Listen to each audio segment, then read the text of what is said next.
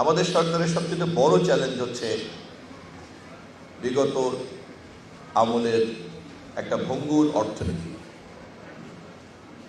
একটা দেউলিয়া অর্থনীতিতে রূপান্তরিত হয়েছে।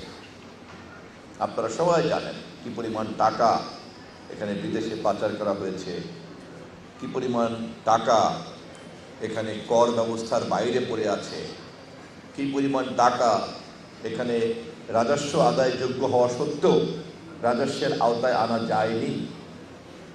এবং রাষ্ট্রের এইভাবে বঞ্চিত হওয়ার যে প্রক্রিয়া, সেই প্রক্রিয়াগুলিকে আমাদের চিহ্নিত করতে হবে।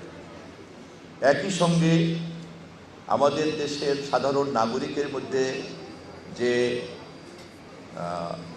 উদ্যোক্তার মনোভাব আছে, এন্টারপ্রেনারশিপ আছে, এই এন্টারপ্রেনারশিপটাকে কিন্তু কাজে লাগাতে হবে। মানুষের মধ্যে এই সুপ্ত সম্ভাবনাগুলিকে কাজে লাগানো, এটাই হচ্ছে কিন্তু একটা দেশের শক্তিশালী অর্থনীতির প্রধান কাজ। অর্থনীতিতে এমন কোনো জিনিস না যা আসমান থেকে পড়বে আর আমরা সবাই ভোগ করব। একটা দেশের অর্থনীতি সেই দেশের মানুষের কর্মপ্রক্রিয়ার মধ্যে দিয়েই কিন্তু শক্তিশালী হয়। সে কেমন করে আপনার জিডিপিতে প্রবৃদ্ধি বাড়াবে, কেমন করে অর্থনৈতিক কর্মকাণ্ড বাড়াবে, টাকা কত লোকের হাতের মধ্যে বদল হবে, টাকা বদলের গতি কত বাড়বে, তত কিন্তু অর্থনীতিও বাড়বে। অর্থনীতির এই বিজ্ঞানের কারণেই কিন্তু একটা নাগরিকের বীমা নিশ্চয়তা একটি অনেক গুরুত্বপূর্ণ ভূমিকা পালন করতে পারে।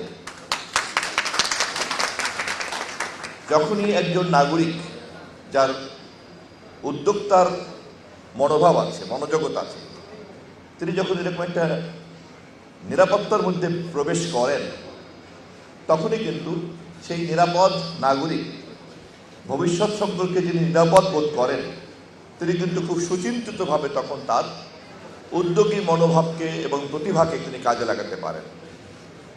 এবং এভাবেই সকলের উদ্যোগী মনোযোগকে যখন সমষ্টিগতভাবে কাজে লাগানো যায়, সেটাই কিন্তু অর্থনীতিতে একটা বড় ধরনের উল্লম্ফন ঘটে, একটা বড় ধরনের গতি তৈরি হয়। আজকের এই লাইফ ইন্স্যুরেন্সের 42তম প্রতিষ্ঠাবার্ষিকী থেকে আমি সঠিক একটা মঞ্চ বলে মনে করি, যেখানে আপনাদেরকে বিনীতভাবে আমি স্মরণ করিয়ে দিচ্ছি যে এটা কেবলই কিন্তু একটা সেবামূলক কাজ নয়, এটি হচ্ছে আমাদের দেশের এই অর্থনীতিকে বেগবান করার একটি অন্যতম উপাদান বীমা জগতের।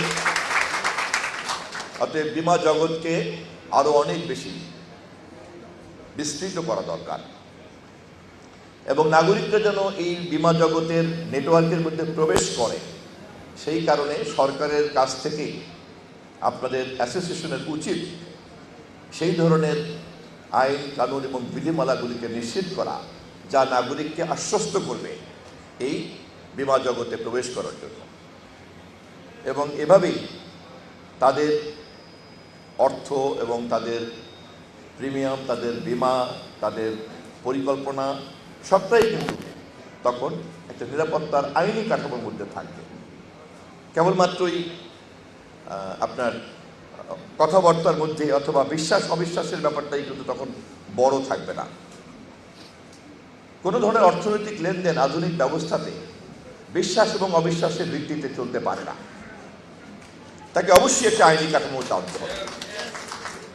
এবং আপনাদের মতো প্রতিষ্ঠানের প্রধান কাজই হওয়া উচিত সেই ধরনের বাধ্যবাধকতামূলক রাষ্ট্রীয় আইনকে তৈরি করা এবং সেই আইনকে মানুষের কাছে তুলে ধরা, এবং যার মধ্য দিয়েই আপনাদের এই ধরনের অর্থনৈতিক সেবামূলক উদ্যোগী কর্মসূচির প্রতি মানুষের আস্থা তৈরি হবে।